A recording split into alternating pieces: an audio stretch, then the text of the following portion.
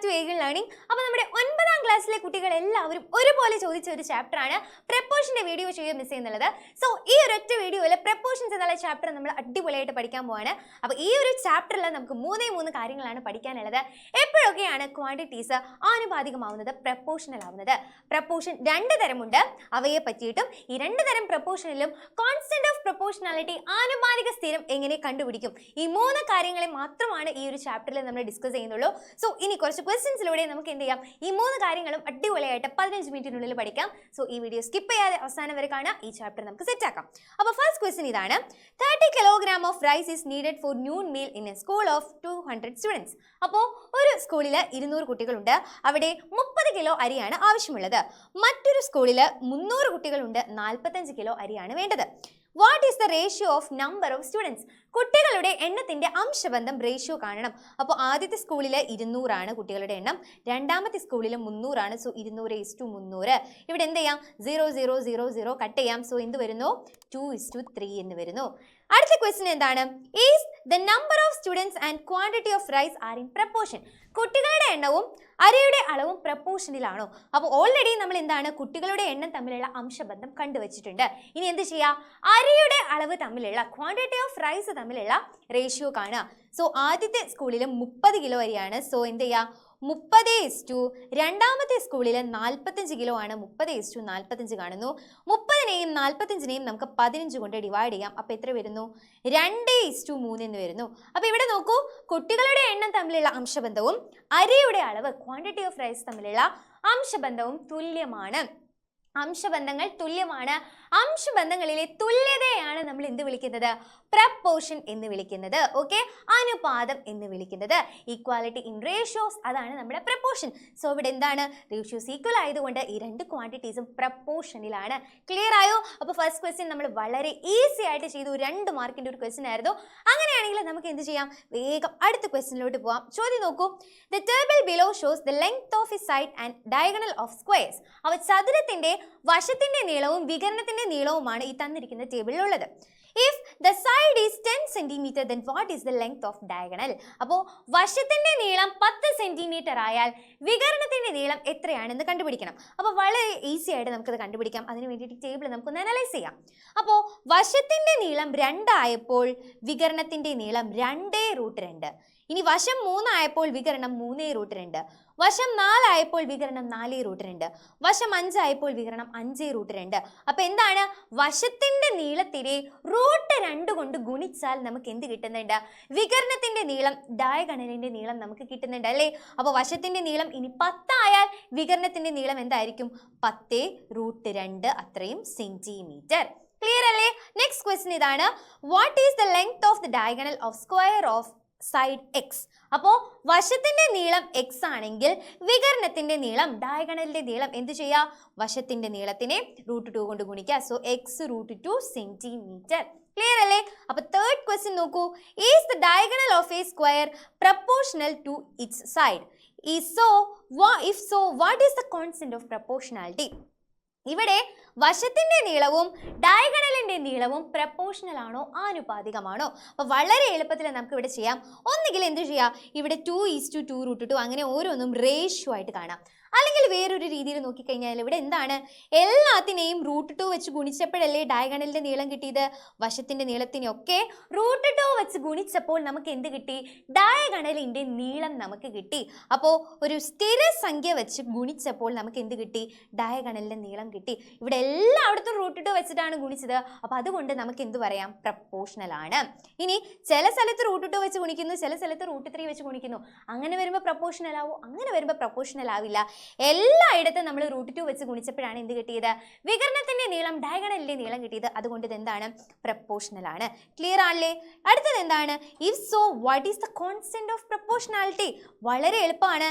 ഇവിടെ ഏത് വെച്ച് ഗുണിച്ചപ്പോഴാണ് നമുക്ക് ഈ ഒരു ഡയഗണലിന്റെ നീളം കിട്ടിയത്, √2 വെച്ച് ഗുണിച്ചപ്പോഴാണ്. സോ കോൺസ്റ്റന്റ് ഓഫ് പ്രപ്പോർഷണാലിറ്റി എന്ന് പറയുന്നത് √2 ആണ്. വേറൊരു രീതിയിൽ നമുക്ക് കണ്ടുപിടിക്കാം, പറഞ്ഞു തരാം. സൈഡ് നമുക്കറിയാം സൈഡ് എക്സ് ആണെങ്കിൽ നമ്മൾ എഴുതിയിട്ടുണ്ട് ഓൾറെഡി. സൈഡ് എക്സ് ആണെങ്കിൽ ഡയഗണലിന്റെ നീളം എന്ന് പറയുന്നത് x√2 ആണ്. അപ്പോൾ വശം എക്സ് ആണെങ്കിൽ വികരണത്തിന്റെ നീളം d = x√2 എന്ന് നമ്മൾ ഇവിടെ എഴുതിയിട്ടുണ്ട്. ഓക്കെ, ഇനി എന്ത് ചെയ്യുക, ഇവർ രണ്ടുപേരെയും ഡിനെയും എക്സിനെയും ഒരു സൈഡിലേക്ക് നമ്മൾ കൊണ്ടുവരിക. അപ്പോൾ d/x എന്ന് പറയുന്നത് എന്ത് വരും, √2 എന്ന് കിട്ടി. സോ ഈ √2 ആണ് നമ്മുടെ എന്ത്, കോൺസ്റ്റന്റ് ഓഫ് പ്രൊപ്പോർഷണാലിറ്റി. അങ്ങനെയും വേണമെങ്കിൽ നിങ്ങൾക്ക് ആലോചിക്കാം. ഓക്കെ, ഇനി ഇവിടെ വേറൊരു കാര്യം കൂടെ നമുക്ക് പറയാൻ പറ്റും. ഇവിടെ നിങ്ങൾ ശ്രദ്ധിച്ചു നോക്കൂ, വശത്തിന്റെ നീളം കൂടിക്കൂടി വരുമ്പോഴും ഡയഗണലിന്റെ നീളത്തിനും എന്ത് സംഭവിക്കുന്നു, ഡയഗണലിന്റെ നീളവും കൂടിക്കൂടി വരുന്നു അല്ലേ. വശത്തിന്റെ നീളം 2ൽ നിന്ന് 3 ആയപ്പോൾ ഡയഗണലിന്റെ നീളം എന്തായി, 2√2ൽ നിന്ന് 3√2 ആയി. അപ്പോൾ വശത്തിന്റെ നീളം കൂടുന്തോറും ഡയഗണലിന്റെ നീളം കൂടുന്നു. അപ്പോൾ ഇവര് ആനുപാതികമാണെന്ന് പറഞ്ഞു. ഒന്ന് കൂടുമ്പോൾ മറ്റേതും കൂടുന്നു, അല്ലെങ്കിൽ ഒന്ന് കുറയുമ്പോൾ മറ്റേതും കുറയുന്നു. ഇതിനെയാണ് നമ്മൾ എന്ത് പറയാ, ഡയറക്റ്റ് പ്രപ്പോർഷൻ അല്ലെങ്കിൽ നേർ അനുപാതം എന്ന് പറയുന്നത്. എന്താണ് ഡയറക്റ്റ് പ്രപ്പോർഷൻ അല്ലെങ്കിൽ നേർ അനുപാതം. അപ്പോൾ ആദ്യത്തെ ടൈപ്പ് പ്രപ്പോർഷൻ നമ്മൾ പഠിച്ചില്ലേ, ഡയറക്റ്റ് പ്രപ്പോർഷൻ അല്ലെങ്കിൽ നേർ അനുപാതം. അപ്പൊ ഡയറക്റ്റ് പ്രപ്പോർഷനിൽ എങ്ങനെയാണ് കോൺസ്റ്റന്റ് ഓഫ് പ്രപ്പോർഷൻ കണ്ടുപിടിക്കുക, ആനുപാതിക സ്ഥിരം കണ്ടുപിടിക്കുക? വളരെ എളുപ്പമാണ്. ഇവരെ ജസ്റ്റ് ഡിവൈഡ് ചെയ്ത് നോക്കുക, അല്ലെങ്കിൽ ആലോചിക്കുക ആദ്യത്തേതിനെ എന്ത് വെച്ച് ഗുണിച്ചപ്പോഴാണ് ഈ ക്വാണ്ടിറ്റി കിട്ടിയതെന്ന് ആലോചിക്കുക. ഓക്കെ, ഇങ്ങനെ ഡിവൈഡ് ചെയ്ത് നോക്കിയാൽ മതി. അപ്പോൾ കോൺസ്റ്റന്റ് ഓഫ് പ്രപ്പോർഷനാലിറ്റി കിട്ടും. ക്ലിയർ അല്ലേ? അപ്പോൾ ഡയറക്റ്റ് പ്രപ്പോർഷൻ എന്ന് പറയുമ്പോൾ ഒന്ന് കൂടുമ്പോൾ മറ്റേതും കൂടുന്നു. അപ്പോൾ അങ്ങനെയാണെങ്കിൽ ഇൻവേഴ്സ് പ്രപ്പോർഷൻ വിപരീതാനുപാതം എന്തായിരിക്കും, ഒന്ന് കൂടുമ്പോൾ മറ്റേത് കുറയും. ഓക്കെ, രണ്ടും വിപരീതമായിട്ട് പോകുന്നു, ഒന്ന് കൂടുമ്പോൾ മറ്റേത് കുറയുന്നു. ഓക്കെ, അപ്പൊ അങ്ങനെയാണെങ്കിൽ അടുത്തൊരു ക്വസ്റ്റ്യൻ നോക്കിയാലോ. Consider A regular polygon with n side. അപ്പൊ നമ്മൾ എന്താണ്, സമബഹുഭുജങ്ങൾ നമ്മൾ കൺസിഡർ ചെയ്യാണ്. n സൈഡിലുള്ള n വശങ്ങളുള്ള സമബഹുഭുജങ്ങൾ നമ്മൾ എടുത്തു കഴിഞ്ഞാൽ ക്വസ്റ്റ്യൻ ഇതാണ്, complete the table given below. Okay, അപ്പൊ നമ്പർ ഓഫ് സൈഡ്, അപ്പോൾ 3 വശമുള്ള ഒരു സമബഹുഭുജം നമ്മൾ കൺസിഡർ ചെയ്തു. Measure of N outer angle, പുറം കോണിന്റെ അളവ് എത്ര? ഓക്കെ, എങ്ങനെയാണ് ഒരു സമബഹുഭുജത്തിന്റെ പുറം കോൺ കണ്ടുപിടിക്കുക? വളരെ എളുപ്പമാണ്. നമ്മൾ കഴിഞ്ഞ വർഷം പോളിഗൺസ് എന്ന് പറയുന്ന ചാപ്റ്ററിൽ പഠിച്ചിട്ടുണ്ട്. എന്ത് ചെയ്യുക, പുറം കോണുകളുടെ തുക, ഔട്ടർ ആംഗിൾസിന്റെ സം എന്ന് പറയുന്നത് 360 ആണ്. അതിന് എന്തുകൊണ്ട് ഹരിക്കുക, നമ്പർ ഓഫ് സൈഡ്സ് കൊണ്ട് ഡിവൈഡ് ചെയ്യുക, വശങ്ങളുടെ എണ്ണം കൊണ്ട് ഹരിക്കുക. സോ എന്ത് വരും, 360/3 എന്ന് പറയുമ്പോൾ 120 ഡിഗ്രി. അടുത്തത് നോക്കൂ, 4 സൈഡ്സ് ആണ്. അപ്പോൾ ഔട്ടർ ആംഗിളിന്റെ മെഷർ എന്ത് വരും, 360/4. 360/4 എത്രയാണ്, 90 ഡിഗ്രി. അടുത്തത് 360/5, അടുത്തത് 360/6, അങ്ങനെ വരുന്നു. ഓക്കെ, അപ്പോൾ 360/5 എന്ന് പറയുമ്പോൾ 72 ഡിഗ്രി. അടുത്തതോ 360/6 എന്ന് പറയുമ്പോൾ 60 ഡിഗ്രി. റെഡി. അപ്പൊ നമ്മൾ ഇതാ ഈ ടേബിൾ ഫിൽ ചെയ്തു. അടുത്ത ക്വസ്റ്റ്യൻ എന്താണ്, is the number of sides and measure of an outer angle are proportional? ഇവിടെ വശങ്ങളുടെ എണ്ണവും ഔട്ടർ ആംഗിളിന്റെ മെഷറും എന്താണ്, പ്രപ്പോർഷണൽ ആണോ, ആനുപാതികമാണോ? വശങ്ങളുടെ എണ്ണവും പുറം കോണിന്റെ അളവും ആനുപാതികമാണോ എന്നാണ് ചോദ്യം. അപ്പോൾ ഒരു കുഞ്ഞു കാര്യം നിങ്ങൾ ശ്രദ്ധിക്കുക. ഇവിടെ നിങ്ങൾ നോക്കിയേ, വശങ്ങളുടെ എണ്ണം കൂടുന്തോറും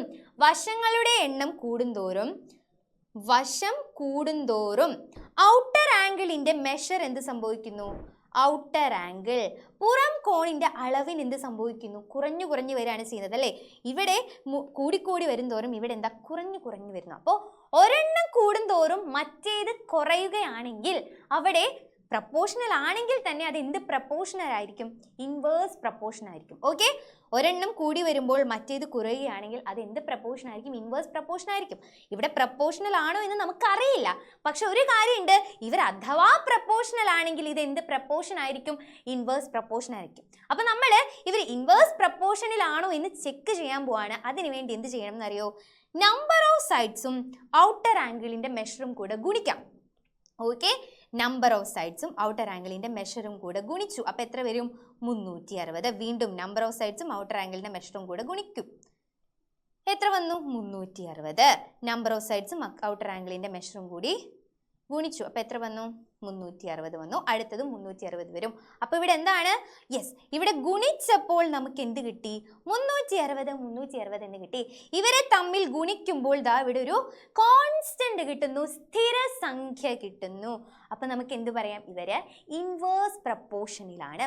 അപ്പോൾ എന്തുകൊണ്ടാണ് നമ്മളിത് ഇൻവേഴ്സ് പ്രപ്പോർഷൻ ആണെങ്കിൽ തന്നെ ഇൻവേഴ്സ് പ്രപ്പോർഷൻ ആവുള്ളൂ എന്ന് പറയാൻ കാരണം ഒരെണ്ണം കൂടുമ്പോൾ മറ്റേത് കുറയുകയാണ് ചെയ്യുന്നത്. അപ്പോൾ ഇത് പ്രപ്പോർഷണൽ ആണെങ്കിൽ തന്നെ ഇതെന്താണ്? ഇൻവേഴ്സ് പ്രപ്പോർഷൻ ആയിരിക്കും. അപ്പോൾ അതിന് വേണ്ടിയിട്ട് നമ്മൾ എന്ത് ചെയ്തു? അത് ചെക്ക് ചെയ്യാൻ വേണ്ടിയിട്ട് ജസ്റ്റ് ഗുണിച്ച് നോക്കുമ്പോൾ കോൺസ്റ്റന്റ് കിട്ടണം. ഇനി നേരത്തെ പറഞ്ഞ നേരനുപാതം ഡയറക്റ്റ് പ്രപ്പോർഷനിൽ എന്തായിരുന്നു? ഇവരെ ഹരിക്കുമ്പോൾ അല്ലേ? നോക്കൂ, ഇവിടെ 2√2 2 കൊണ്ട് ഹരിക്കുക, √2 എന്ന് കിട്ടും. 3√2 3 കൊണ്ട് ഹരിക്കുക, √2 എന്ന് കിട്ടും. 4√2 4 കൊണ്ട് ഹരിക്കുക, √2 എന്ന് കിട്ടും. അപ്പോൾ ഡയറക്റ്റ് പ്രപ്പോർഷനിൽ എന്താണ്? ഹരിക്കുമ്പോൾ ഒരു സ്ഥിരസംഖ്യ കിട്ടുന്നു. ഇൻവേഴ്സ് പ്രപ്പോർഷനിലോ വിപരീതാനുപാതത്തിലോ ഗുണിക്കുമ്പോൾ ഒരു സ്ഥിരസംഖ്യ കിട്ടുന്നു. അപ്പോൾ ദാ ഇവിടെ കിട്ടിയ സ്ഥിരസംഖ്യ എത്രയാണ്? 360 ആണ്. സോ ഇവിടുത്തെ കോൺസ്റ്റന്റ് ഓഫ് പ്രപ്പോർഷണാലിറ്റി ആനുപാതിക സ്ഥിരം എന്ന് പറയുന്നത് 360 ആണ്. റെഡി അല്ലേ? അപ്പോൾ നമുക്ക് വേറൊരു കാര്യം കൂടി എഴുതാം. Number of sides is equal to 360 measure of N outer ആംഗിളിന്റെ മെഷറിനെ നമുക്ക് തൽക്കാലം എക്സ് എന്ന് ഡിനോട്ട് ചെയ്യാം. അപ്പോൾ എക്സ് എന്ന് പറയുന്നത് നമ്മൾ എങ്ങനെയാണ് കണ്ടുപിടിച്ചത്? 360 ഡിവൈഡഡ് ബൈ എൻ ചെയ്തു. ഓക്കെ, 360/n, അല്ലെങ്കിൽ വേറൊരു രീതിയിൽ എഴുതാം ഇതിനെ, 360 × 1/n. X is equal to 360 × 1/n. ഇവിടെ 360 ആണ് നമ്മുടെ കോൺസ്റ്റന്റ് ഓഫ് പ്രപ്പോർഷണാലിറ്റി. വേറൊരു രീതിയിൽ പറഞ്ഞാൽ n അങ്ങോട്ട് പോയാൽ x × n = 360. ഇവരെ ഗുണിക്കുമ്പോൾ നമുക്ക് കോൺസ്റ്റന്റ് ഓഫ് പ്രപ്പോർഷണാലിറ്റി കിട്ടുന്നു.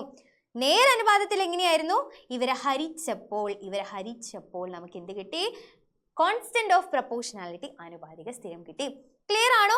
അപ്പോൾ ദാ ഈ 3 പ്രോബ്ലത്തിലൂടെ നമ്മൾ എപ്പോഴാണ് 2 ക്വാണ്ടിറ്റീസ് പ്രപ്പോർഷണൽ ആവുക എന്നും എത്ര തരം പ്രപ്പോർഷൻ ഉണ്ടെന്നും ഈ 2 പ്രപ്പോർഷനിലും ആനുപാതിക സ്ഥിരം കോൺസ്റ്റന്റ് ഓഫ് പ്രപ്പോർഷണാലിറ്റി എങ്ങനെ കണ്ടുപിടിക്കുമെന്ന് പഠിച്ചു. അപ്പോൾ ഇത്രയേ ഉള്ളൂ ഈ ഒരു ചാപ്റ്റർ. വളരെ ഈസിയാണ്. അപ്പോൾ നിങ്ങൾ ആലോചിച്ച് വയ്ക്കേണ്ട കാര്യം, നേരനുപാതം എന്ന് പറയുമ്പോൾ ഒന്ന് കൂടുമ്പോൾ മറ്റേതും കൂടുന്നു. വിപരീതാനുപാതം ഒന്ന് കുറയുമ്പോൾ മറ്റേത് കൂടുന്നു. ഓക്കെ, നേരനുപാതം ഒന്ന് കൂടുമ്പോൾ മറ്റേതും കൂടും. വിപരീതം എന്താ? ഒന്ന് കൂടുമ്പോൾ മറ്റേത് കുറയുന്നു. അപ്പോൾ എന്ത് ചെയ്യുക? ഇത്രയും കാര്യങ്ങൾ ഡീറ്റെയിൽ ആയിട്ട് പഠിക്കുക. അങ്ങനെയാണെങ്കിൽ ഇനി വരുന്ന ഏത് ചോദ്യവും നിങ്ങൾക്ക് അനായാസമായിട്ട് ചെയ്യാൻ പറ്റും.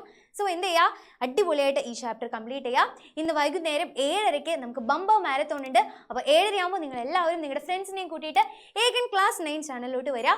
ഒരുപാട് ക്വസ്റ്റ്യൻസ് നമുക്ക് ഡിസ്കസ് ചെയ്യാം. അപ്പോൾ ലൈവിൽ കാണാം. ബൈ.